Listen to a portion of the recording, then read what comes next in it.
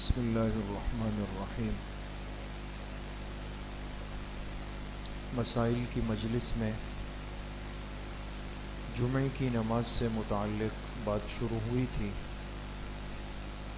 چونکہ عام نمازوں کے مقابلے میں جمعے کی نماز کی خاص اہمیت ہے اور الگ سے اہتمام ہے، اس کے فضائل بھی زیادہ ہیں، اور خدا نخواستہ اگر کوئی مسلمان جمعے کی نماز چھوڑ دیتا ہے جان بوجھ کے تو اس پر انتہائی سخت درجے کی وعید بھی ہے۔ اسی لیے حدیث پاک میں آتا ہے، جناب نبی کریم صلی اللہ علیہ وسلم نے فرمایا، مشکات المصابیح میں روایت ہے، جو شخص بلا وجہ جمعے کی نماز چھوڑ دیتا ہے وہ ایسی کتاب میں منافق لکھ دیا جاتا ہے کہ پھر جس کتاب میں تبدیلی نہیں ہوتی۔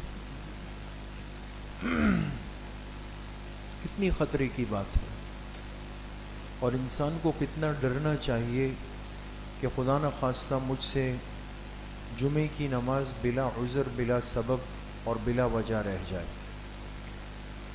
تو اس دن اور اس نماز کی پھر خاص اہمیت ہے دوستو، ایک مسلمان کو اس کا خاص اہتمام کرنا ہے۔ اسی لیے فقہاء نے اس دن کے آداب لکھے ہیں، ایک مسلمان کو جمعے کے دن کن باتوں کا اہتمام کرنا چاہیے، کن آداب کی رعایت رکھنی چاہیے، یہ غور سے سننے کے ہیں دوستو۔ سب سے پہلی بات یہ فرمائی کہ مسلمان کو چاہیے کہ جمعے کا اہتمام جمعرات سے شروع کرے۔ جمعے کے دن کا اہتمام کب سے شروع کرے؟ جمعرات سے، جمعرات سے شروع کرے۔ اور وہ اہتمام کیا ہے کہ جمعرات کے دن عصر کی نماز کے بعد کثرت سے استغفار کرے۔ دیکھیں، ابھی جمعے کا دن تو مغرب میں داخل ہوگا، لیکن جمعرات کے دن ہی عصر کے بعد کثرت سے استغفار شروع کر دے۔ یہ جمعے کی آپ سمجھے گویا پہلی تیاری ہے، پہلا قدم اور پہلا اسٹیپ ہے، اس کا اہتمام کریں۔ اور اپنے صاف ستھرے لباس کا اہتمام بھی یعنی محفوظ کر کے جمعرات کے دن ہی کر لیں، کہ کہیں ایسا نہ ہو کہ جمعے کے دن کاموں میں مشغول ہو جائیں۔ اور اپنے صاف یا نئے کپڑے جمعے کے لیے منتخب کر لیں، اور خوشبو کا انتظام کر لیں، اس کی فکر کر لیں کہ میں کل جمعے کے لیے خاص اہتمام سے خوشبو لگا کر جاؤں گا۔ تو ویسے بھی ایک مسلمان مرد کو چونکہ مستورات کے لیے ایسی خوشبو لگانا اور لگا کے باہر نکلنا منع ہے جس سے مہک آ رہی ہو، ایسی خوشبو نہیں لگانی چاہیے۔ ہاں، گھر میں مستورات لگائے تو اس میں کوئی مذائقہ نہیں ہے، شوہر کے لیے لگائے اس میں کوئی حرج نہیں ہے، لیکن لگا کے باہر نہ نکلیں۔ اور مردوں کے لیے حکم یہ ہے کہ وہ خوشبو کا اہتمام کریں، اس لیے کہ خوشبو لگانا سنت ہے۔ اور پھر خاص طور پہ جمعے کے دن جمعے کی نماز کے لیے آتے ہوئے ایک اچھی خوشبو کا اہتمام کر لیں، اور اس میں انسان کو باذوق بھی ہونا چاہیے، اچھی عطر، اچھی خوشبو انسان اپنے پاس رکھے۔ اب تو ہر جو پہلے عطر ہوتے تھے اس کو پرفیوم کی شکل بھی دے دی گئی ہے۔ بعض لوگوں کی ایک عادت ہوتی ہے کہ ان کو پرفیوم لگانے میں ذرا آسانی ہوتی ہے، تو اس میں بھی کوشش یہ کیا کریں کہ جمعے کے دن کے لیے اگر آپ پرفیوم استعمال کریں تو وہ ہو جو خوشبو کی عطر کی قبیل میں سے، جیسے عود ہے، مشک ہے، اس قسم کے ہیں، وہ ایک اپنے پاس رکھیں۔ تو تھوڑا سا انسان اس کے لیے بھی مال کو خرچ کریں، اچھی خوشبو لگائیں، اچھا اہتمام کریں۔ پھر جب جمعے کا دن آ جائے تو اہتمام کے ساتھ غسل کر لیں، سر کے بالوں کو، جسم کو خوب صاف کر لیں۔ اگر ناخن بڑے ہیں تو ناخن تراش لیں، اور اس دن مسواک کرنے کی فضیلت عام دنوں کے مقابلے میں زیادہ ہو جاتی ہے۔ کس دن میں؟ جمعے کے دن۔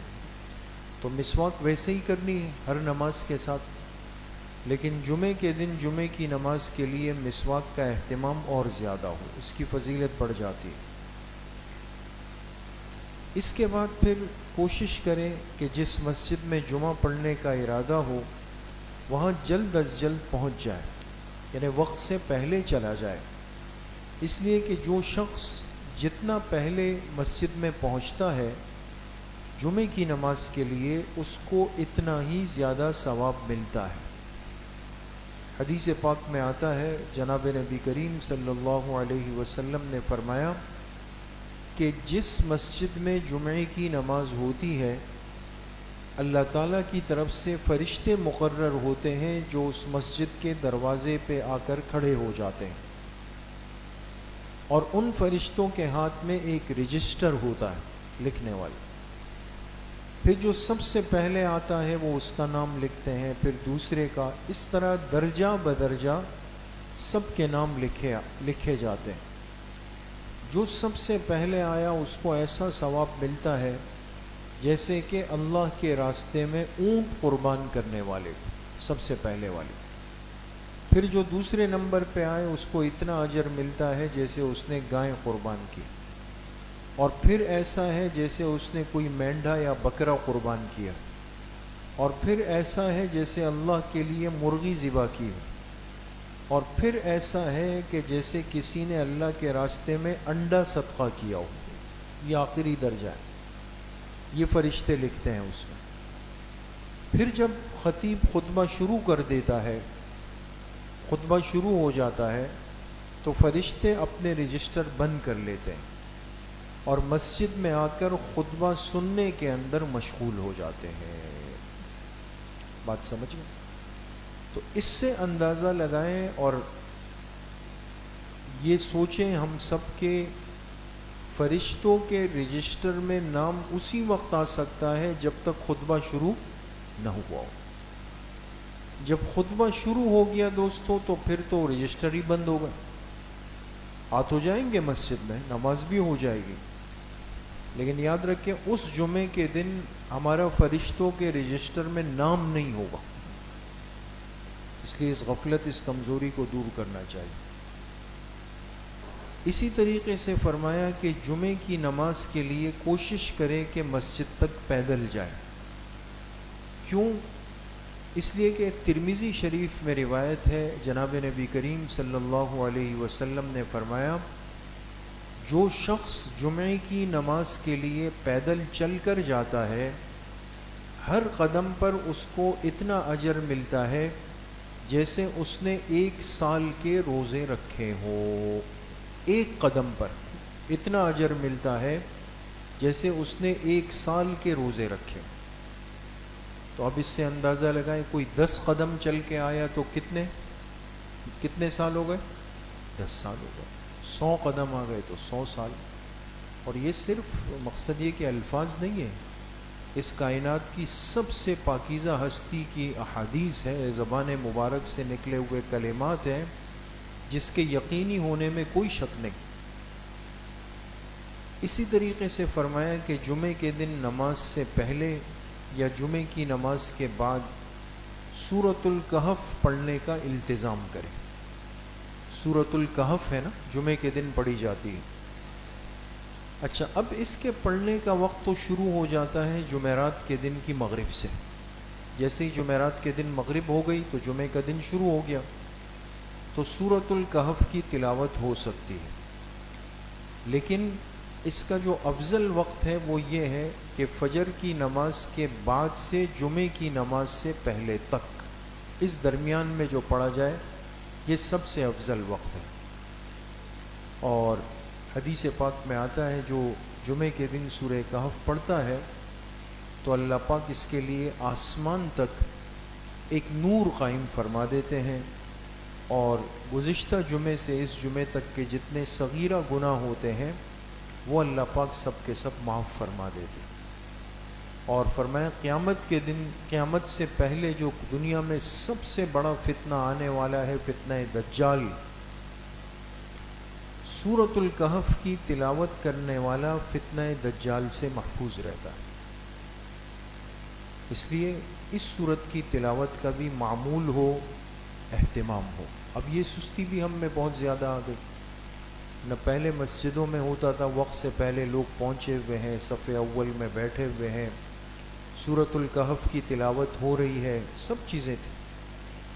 اب تو صورتحال یہ ہے کہ جب بیان شروع ہوتا ہے تو ہمارے ایک استاد صاحب تھے حضرت مولانا انور بدخشانی صاحب نور اللہ مرقدہ، اللہ پاک ان کی قبر کو نور سے بھر دے، وہ فرمایا کرتے تھے کہ ہم جمعے کے دن اکثر جھوٹ بولتے۔ بات سنیے گا دوست، مزاح فرماتے تھے، ہم جمعے کے دن اکثر جھوٹ بولتے ہیں۔ طلباء کہنے کیسے استاد جی؟ جب ہم ممبر پہ بیٹھتے ہیں تو کہتے ہیں میرے محترم دوستوں، بھائیوں، بزرگوں، کہتے ہیں خطیب یہی کہتا ہے، دوستوں، بھائیوں اور بزرگوں۔ اب دوستوں، بھائیوں، یہ سب جو الفاظ ہیں یہ کس کے ہیں؟ جمع کے ہیں نا، یعنی ایک سے زائد افراد ہو۔ جمع کا اطلاق ہوتا ہے کم از کم 3 افراد پر، 3 افراد ہو تو جمع ہو۔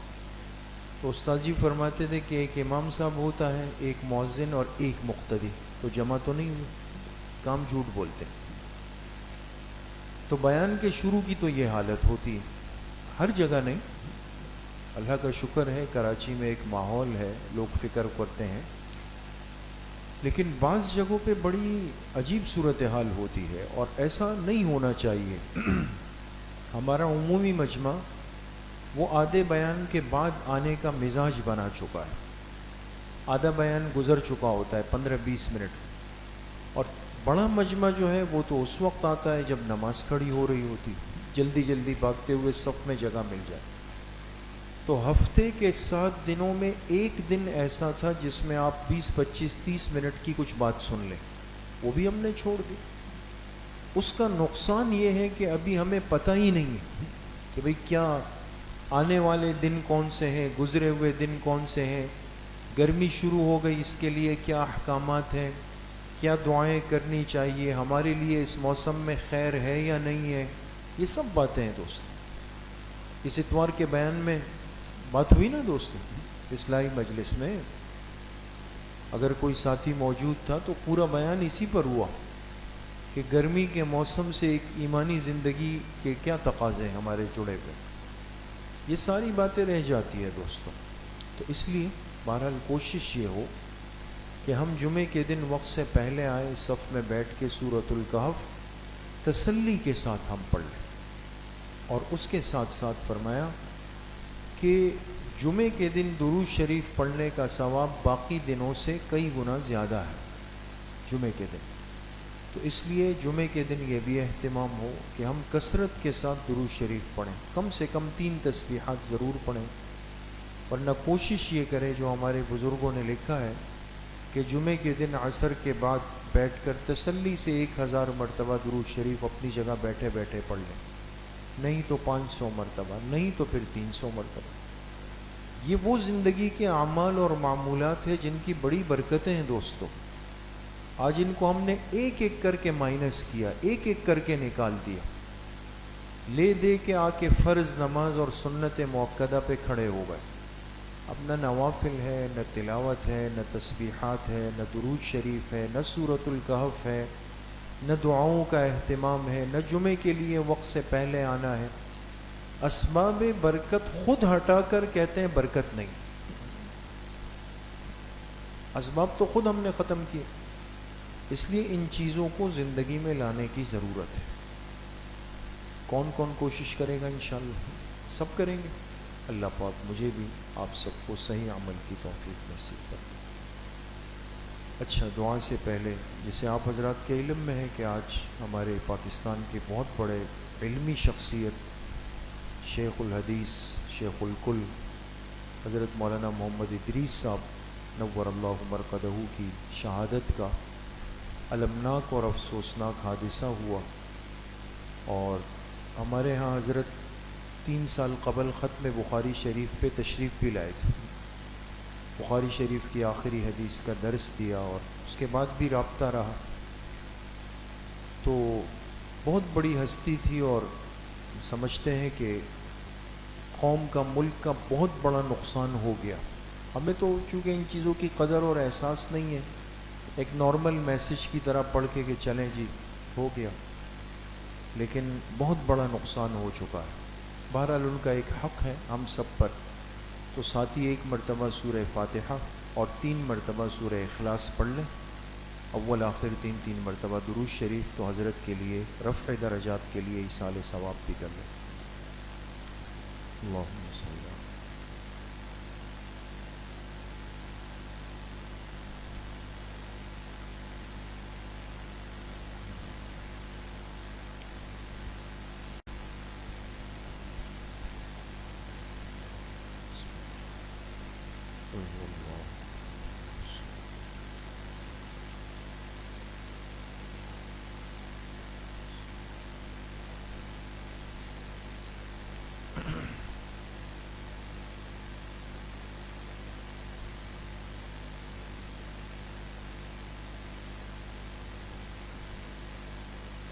الحمد للہ رب العالمین والصلاة والسلام۔ جتنا ساتھیوں نے قرآن کریم کا درود شریف کا حصہ پڑھا ہے، اللہ پاک اس کو سب سے پہلے رحمت کائنات جناب رسول اللہ صلی اللہ علیہ وسلم کو آپ کی قبر مبارک میں اور آپ کے واسطے سے پوری امت اور بالخصوص ہمارے حضرت شیخ شہید مولانا ادریس صاحب رحمۃ اللہ علیہ کو ان کی قبر میں ان پڑھے ہوئے کلمات کا تلاوت کا پورا اجر اللہ پاک نصیب فرما دیں۔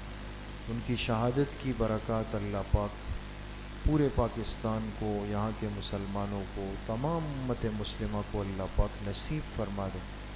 جن ظالموں نے، بدبختوں نے ایسی نامناسب حرکت کی ہے اور اس ملک کو اتنی بڑی خیر اور برکت سے محروم کیا، اللہ پاک ایسے تمام طبقات کو، ان کے سرغنوں کو، ان کے منصوبہ بازوں کو نشان عبرت بنا دے۔ ایسوں کے وجود سے اللہ پاک ہماری اس پاک سرزمین کو پاک فرما دے۔ اللہ پاک ہمارے حکمرانوں کو نیک طبقات کی، اہل علم کی حفاظت اور قدردانی کی توفیق نصیب فرما دے۔ جتنے اساتذہ، جتنے بزرگ، جتنے مشائخ، جتنے اہل اللہ ہمارے سروں پہ حیات ہیں اور گنتی کے باقی ہے، اللہ پاک سب کی عمر میں، صحت میں خوب برکتیں نصیب فرما دے۔ ہم سب کی جان، مال، عزت، آبرو، ایمان کی اللہ پاک حفاظت فرما دے۔ شہر کراچی میں جو گرمی کی شدت ہے، یقیناً ہمارے گناہوں کی پاداش میں ہے۔ ایسے نیک لوگوں کے خون سے پھر اللہ پاک کی ناراضگی ہوتی ہے۔ اللہ پاک ہمارے شہر کے موسم کے حالت پہ رحم فرما دے۔ خیر اور رحمت کی بارشیں، خیر اور رحمت کی ہوائیں، خوشی کی، رضامندی کی ہوائیں اللہ ہم سب کو نصیب فرما دے۔ گرمی کی حدت اور حرارت کو اللہ ہم سے دور فرما دے۔ جتنے بیماریاں، بخار پھیلے ہوئے ہیں شہر میں، اللہ پاک سب کی حفاظت فرما دے۔ وصلی اللہ وسلم علی نبینا محمد وآلہ واصحابہ اجمعین برحمتہ۔